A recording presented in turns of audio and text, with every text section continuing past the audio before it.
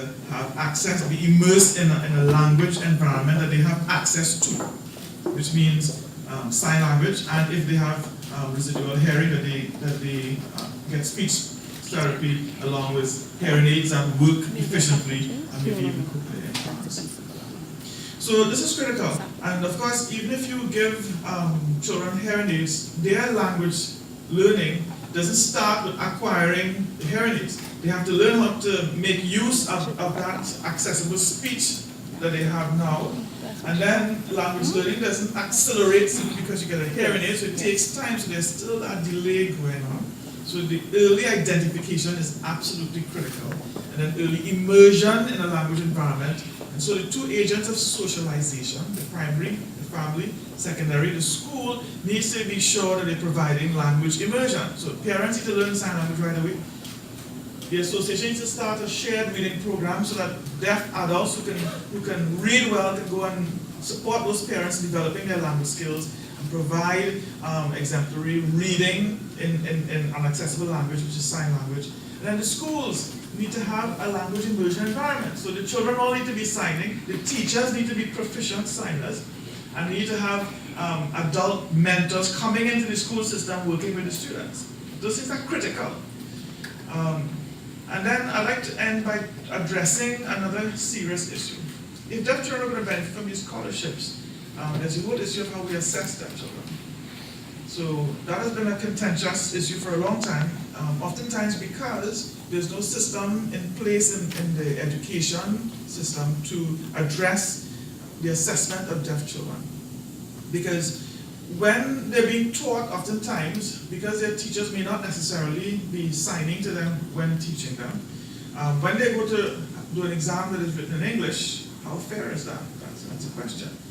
And then because exams are standardized assessments like S.E.A. and C-SEC, those are standardized assessments, the language of assessment is one thing. It's written in a particular way. You have a lot of complex grammar in assessments.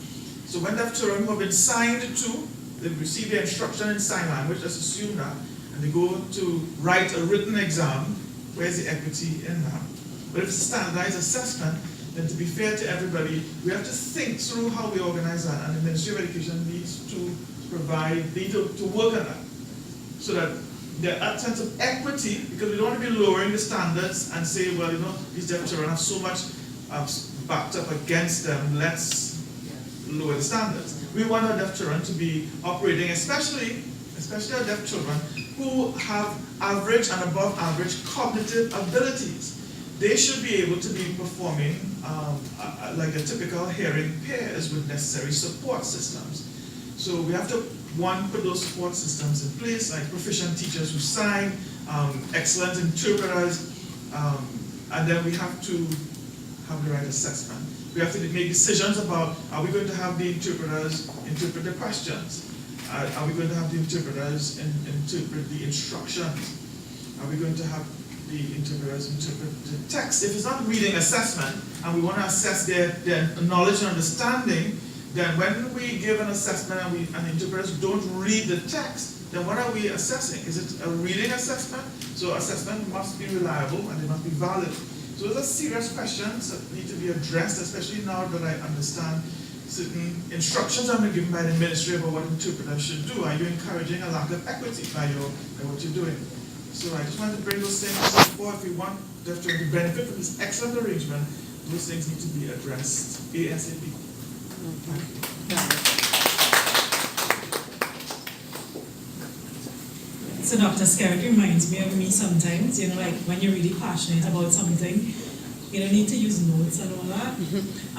But as Dr. Skerritt is saying, I could go on and on about education because I would have learned from them, the educators in the field who understand it, who understand the challenges, and who understand what children who are deaf and hard of hearing goes through on a regular basis. The thing is, the launch of this program, this project comes with, you know, some great opportunities. It's with optimism for deaf and hard of hearing in Trinidad and Tobago, that our students would now have an opportunity to get a, you know, fair play as we go along with the system. And we definitely are the association. He said the association, so he too, you know, he a part of the association. You know, the association now, we're confident because our board comprises now of a number of different persons not just hearing people who would have sat on our boards like prior to now, but hearing people who understands the needs of the deaf and hard of hearing, hearing people who we all say are a part of the deaf and hard of hearing community. And along with the hearing people, we have a number of deaf directors, our president included, who is deaf himself, who is leading the forefront. So we definitely know that things are going to progress, and deaf education is in good hands once Dr. Scarrett, our secretary is here, Ms. Deborah Smith, she's a representative of the school today, but she's also the secretary of our board. With education in the hands of these people, I think we move forward.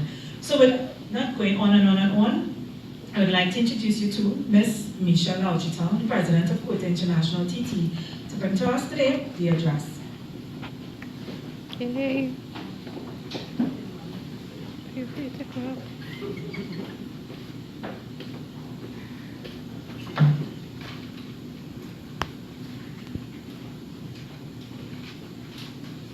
Thank you very much, Ms. Shibom. Dr. Paulson Scarrett, Director and Chairman of the Education Committee, Trinidad and Tobago Association for the Hearing Impaired.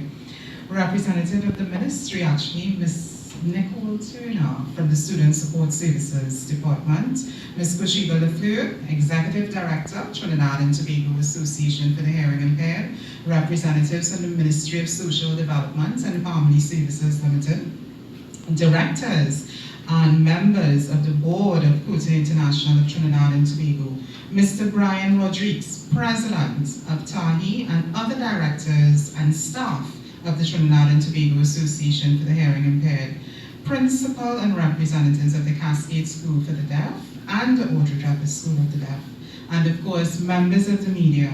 Ladies and gentlemen, good morning. Before I begin, I just want to take this opportunity to thank Dr. Scarrett for his stirring remarks. It is clear that the deaf and hard of hearing community requires the support of everyone in Trinidad and Tobago as we seek to close the gap of inclusivity.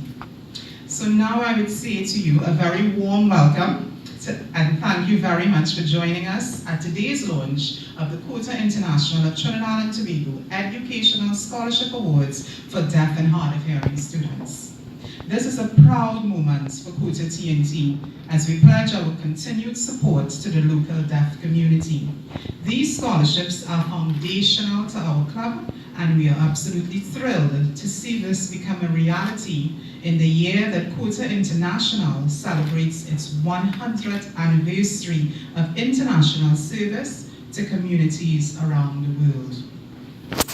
Furthermore, and to the best of my knowledge, and this was mentioned by Ms. Turner, with the advent of these scholarship awards, we believe Quota T&T has become the leading funder of scholarships for the deaf and hard of hearing students in Trinidad and Tobago.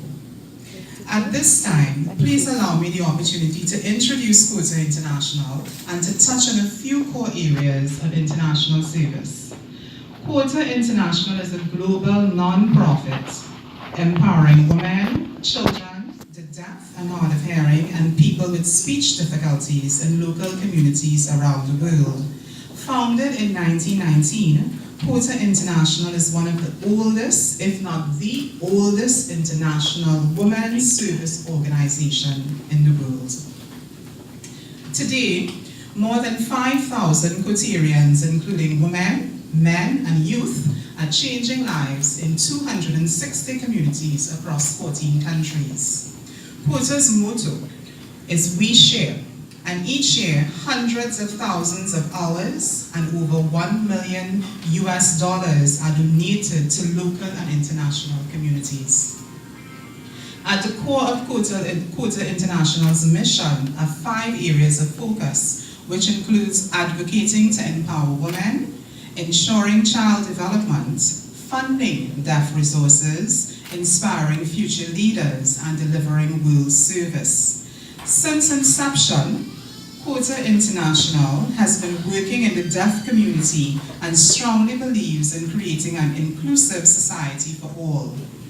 This means creating access to basic goods and services for persons with varying abilities and remaining sensitive to the changing needs of our local communities. Though confident in their abilities, the deaf and hard of hearing are often marginalized in society through a lack of equal opportunity. Quota International seeks to close the gap by providing the deaf and hard of hearing equal opportunities to realize their full potential. And this is done by creating opportunities through the following programs. Programs such as sign language classes and awareness, the cochlear implant support, hearing aid and earplug campaigns, signing Santa events, and scholarships and grants, which is what we're dealing with today. Quota clubs around the world have been offering scholarships to members of the deaf and hard of hearing community for years. Through its Sound Beginnings project, which began in 1979 with the Shatter the Silence program, Quotarians have granted scholarships to deaf students, supported legislation, and donated medical equipment for mandated in-hospital newborn hearing screenings and funded research grants for bettering the lives of our deaf and hard of hearing persons. Some projects include offering hearing aid collection and donations, hearing and speech clinics, and classroom sound amplification systems. Educational and workforce training projects also provide sound beginnings for all women and children. Let us now turn our attention to the scholarships being offered locally to students in the deaf community. Quota International will offer a total of 3 scholarships each year beginning 2019 to 2 students writing the S.E.A. examinations that will be advancing to secondary school and 1 student commencing post-secondary studies. The maximum value of the secondary school scholarships for each student is $2,500 TT, tenable for 1 year, and is to be used to assist with tuition expenses. However, the maximum value of the post-secondary scholarship is 5,000 Trinidad and Tobago dollars, tenable for 1 year, and is to be used to assist with tuition expenses. The eligibility criteria for the secondary school scholarships include the following, and I'm not going to go through it in detail, but I will just give you some of the key areas from the eligibility perspective. Students must be a primary school student attending the Cascade School for the Deaf, the Audrey Travis School for the Deaf, and or a deaf or hard of hearing student attending regular school. Students should also be enrolling to study full-time for the qualification at the secondary school level for the first time in 2019. Having performed to a high standard relative to their deaf and hard of hearing peers at the secondary entrance examination, the S.E.A. as we know it, with a minimum qualification of entry at a secondary school to pursue subjects for the Caribbean Secondary Educational Certificate, or CSEC. The students have demonstrated a financial need or other special circumstance, and of course they must be citizens of Trinidad and Tobago. And that is the criteria in essence as it pertains to the secondary school scholarship awards. Conversely, to be eligible for the post-secondary school secondary scholarship, applicants must be a secondary school student and or a young adult between the ages of 18 to 23 years old, enrolling to study full-time for a qualification at a post-secondary institution for the first time in 2019. So what this means is that the student doesn't have to be enrolling at a university per se, but any type of certification program or post-secondary program that would help him advance in terms of his studies. Students must demonstrate that they have performed to a high standard in comparison to deaf and hard of hearing peers or equivalents in the year of application. They must demonstrate, once again, a financial need or a special circumstance and be citizens of Trinidad and Tobago. Application forms for the secondary school scholarship will become available on 23rd of April 2019, and the successful candidates will be notified by July 31st, 2019. And these dates came about because of the S.E.A. exam will soon be held, so we are going with the flow with respect to that. Yes? Similarly, applications for the post-secondary scholarship will be made available for collection at TTAHI's office or on its website beginning May 1st, 2019, with a deadline for receipt of applications by August 2nd, and the award will be announced during the first week in September 2019, which is at the commencement of the new school term for the last quarter of the year. As it relates to the selection process, a selection panel comprising members of Quota International of Trinidad and Tobago and the Trinidad and Tobago Association for the Hearing Impaired will select awardees. At this juncture, I would like to recognize TTAHI, which has become a key stakeholder and strategic partner to Quota International Trinidad and Tobago. All of the projects undertaken in the local deaf and hard of hearing community, we do that in collaboration with TTAHI. To date, we have executed 2 major projects at our site, which are our Signing Santa project, which form part of the Christmas Comes to TTAHI event held last December, where toys and Christmas cheer was brought to over 120 children in the deaf community. Recently, we worked together on the Protect Your Hearing campaign in collaboration with other key stakeholders for the Carnival 2019 period.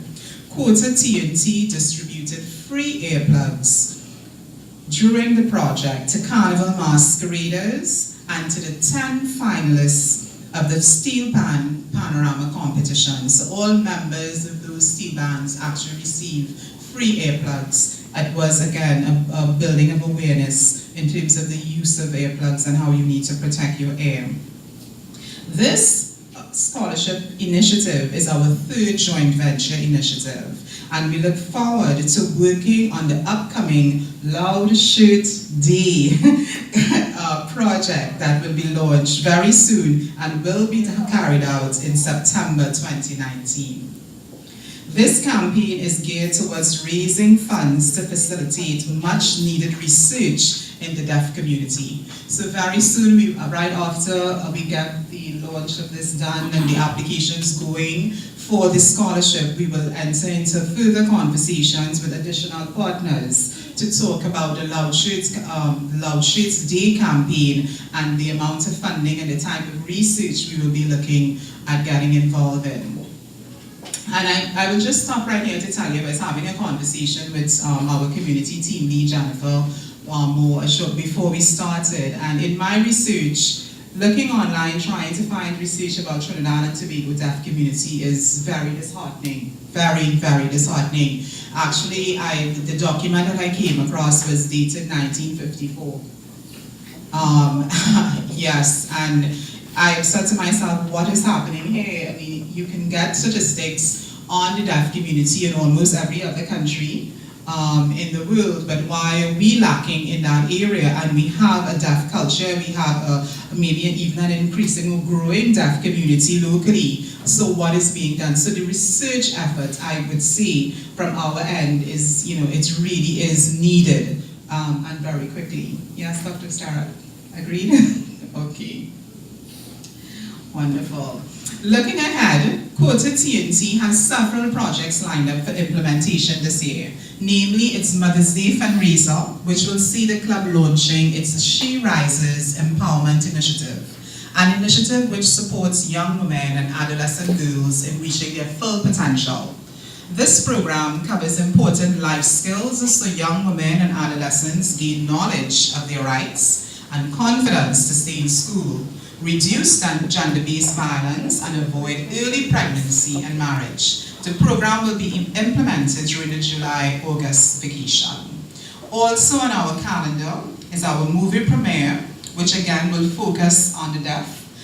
Kushib and I have already had conversations. We are very excited about that because we are looking at actually screening a movie that was produced in the Caribbean for the deaf in the island of Suriname. So we are really hoping that we can bring that movie to Trinidad and Tobago.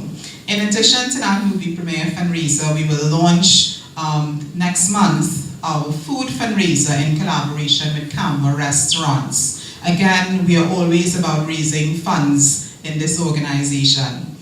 In closing, I leave you with this quote by the famous 20th century activist Helen Keller, who herself was deaf. And she said, and I quote, "Blindness cuts us off from things, but deafness cuts us off from people." And I believe we have a solution to that, because working together we can achieve so much on an ongoing basis and really impact the persons that need it, which is the persons that are involved in the deaf community. Quota International believes in creating an inclusive society for all and proudly offer these scholarships to the deaf and hard of hearing students to help break down barriers to higher education and to transform and build brighter futures. Thank you very much.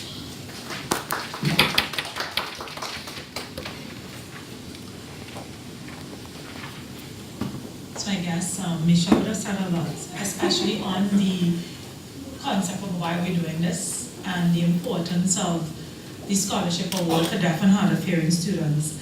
I would say that as an association, we're pleased that Quota and TTAHI's mandate has come together. When we met the first time, I was super excited when they were specifically with the deaf and hard of hearing, women and children, for particular reasons. I was really excited about that because we work with other organizations, but their focus is not really on deafness or the community that surrounds that. So you have to just battle with so many other things that they do. But Quota in particular is one of the organizations that specifically works with deaf and hard of hearing, and it's an international thing. So I was really excited when we met to know that we have a chapter in Trinidad and one that would be working with us. So I'm saying that I'm happy that the mandates both met, because we are now both working together to improve the quality of lives of deaf persons in Trinidad and Tobago and internationally as we move forward. Yes, Ms. Smith, our deaf women are going to be included in the female program as well, because I know your mind is going. I'm wondering if deaf women are going to be included in that. We definitely would include a couple of them in it. And for the research, I agree. We don't have much stats. I think we have to take licks as TTAHI for not doing some work that we should have been doing over the years. But we put all those things behind us and we move forward as an association who know what we have to do now. And definitely we'll be working at getting those things done. So we reached the point of the program, it's a question and answer segment of the program. It's particularly for the media or anybody else who would want to have questions, who has questions that you would like answered. You can ask the panel.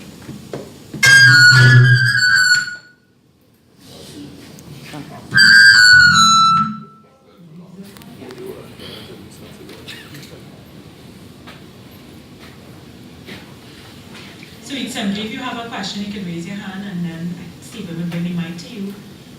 And then we will, one of the members from the panel. Yeah, the speaker, turn it. Yeah. I know some members of the media prefer to do a one-on-one afterwards, so if you want to do that, that's fine as well. Just let us know which is best for you.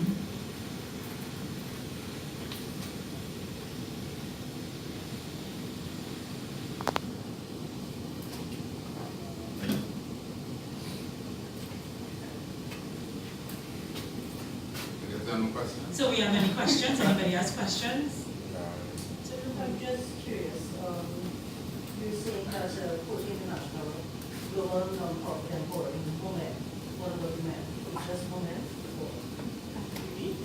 Yes, the organization was actually started as the first international women's service organization, patterned after the Kiwanis Club back in 1919. However, since inception, Quota clubs around the world now include men and youth as well. So the men are not excluded. Obviously, they are not in the numbers that we would like, but we most definitely would like to have them on board. Yes? Any other question?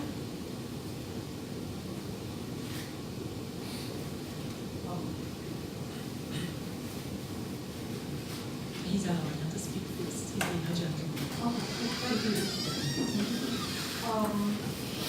Why is it that family is so late in the data that we need for deaf and hearing impaired? Should I answer that question? Dr. Scarlett. Should I answer that? She has a know the history of TTAHI. They've had a lot of their directors in the past who may have had their objectives not properly aligned with the vision and mission of TTAHI. But that has changed now in recent years. With the last board, and particularly with the board currently, I think UE2 needs to take, or the universities locally, to take some responsibility, because they're supposed to be pioneering research. So I know that's going to change, because we are planning a study now with some deaf adults. So for the first time, I think we're going to have some formal assessment of deaf individuals who have left school. So we will try to see with a standardized assessment what their reading level is. Because for the last 100 years, we've been citing one figure that deaf students graduating from high school, the average deaf child is reading at the 4th grade level, which is about standard 3, and for Trinidad that might even be standard 2 or standard 1. But we need to have the data.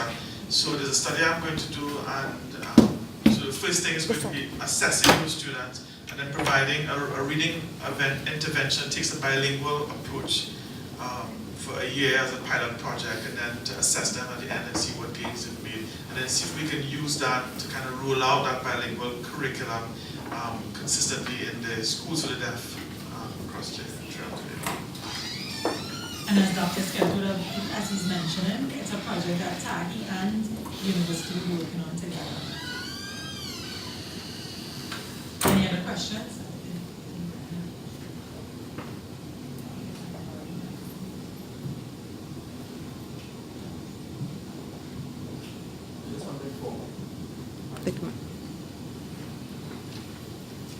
I just wanted to inform, recently, the S.E.A examination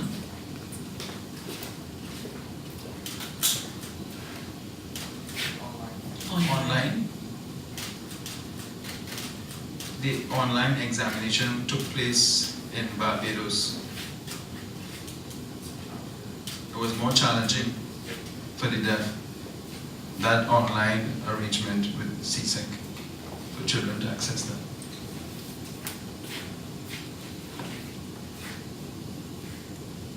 Any other questions?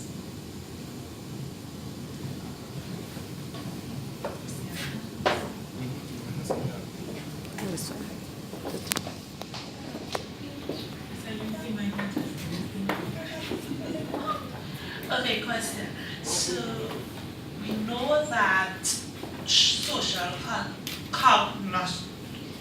constructism is one of the best ways that children learn in education. We teach sign language to children who are deaf. What is the way forward in terms of TTAHI and teaching children who are not deaf sign language, in terms of, are you considering in the future working with Ministry of Education developing a program, an after school program to teach children who are not deaf, so that children who are deaf can interact with their peers, build ideas, build on the theories and so forth that are taught in the classroom, and develop their understanding through that social method of learning? I'll hand over that question for the response by Dr. Scarrett.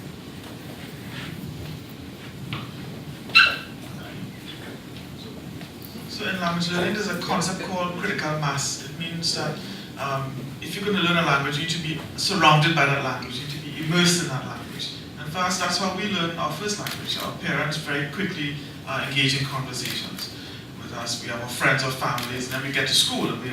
And what is interesting, in the school system, you're not only learning incidentally, but you have a formal curriculum for learning English. But the history of our deaf schools is that that has not been the case. Sign language has never been on the curriculum of the deaf schools.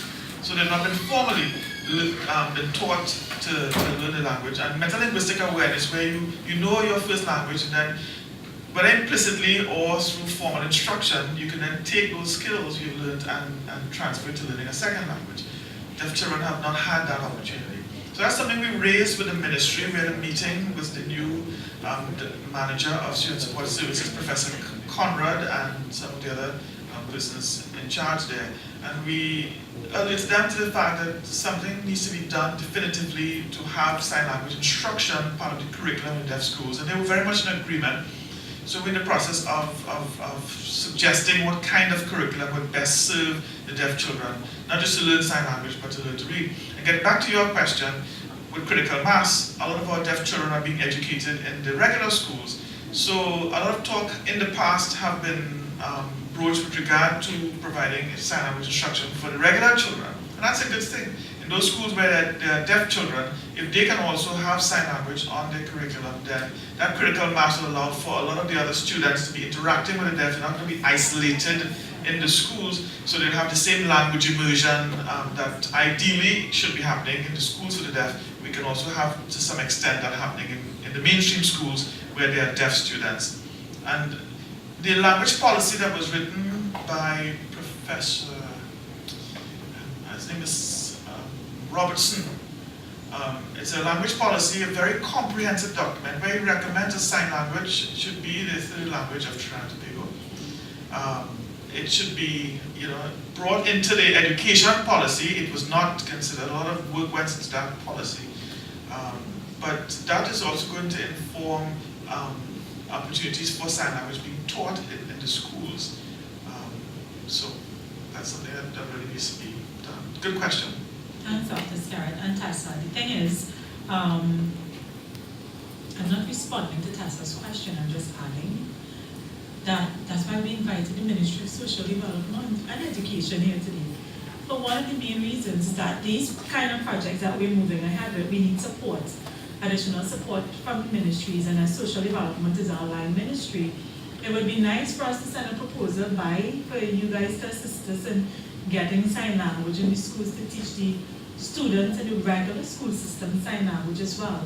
One of the challenges we encounter is that people think the teaching of sign language should be free, when we can't do that, because most of the persons we engage to teach sign language are deaf adults who most of the times are unemployed, and that's their means of making extra funds or funds in general to take care of themselves and their families.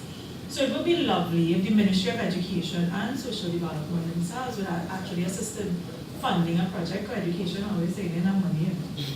But it would be good for us to get some funds to fund a project and actually include it as part of the curriculum with social development, especially the DA unit, would assist us in lobbying for that. That would be really good as well. Good support from the side of the ministry. Right? So, Dr. Scarrett? Really quick plug and caution. You can't just go and take a sign language course anywhere. Yeah, Because okay. over the years, people have been offering sign language courses, taking sign language courses, and at the end of it, nothing really happens, and it supports the deaf community because what they learn is signed English. They go and learn a lot of signs, and then they sign English, and that is not consistent with the visual, spatial grammar that a native deaf signer will use. English, sign language is not English being signed. There's no international sign language. It's an international sign language that is used